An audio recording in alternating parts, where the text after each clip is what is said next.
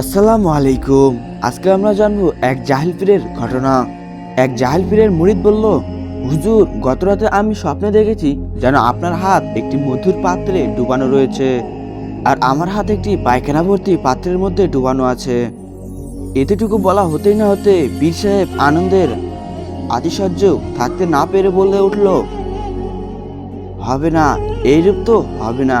তুই যে গুনাহগার দুনিয়ার কুকুর, তাই তোর হাত নাপাক পবিত্রে ডুবানো থাকবে।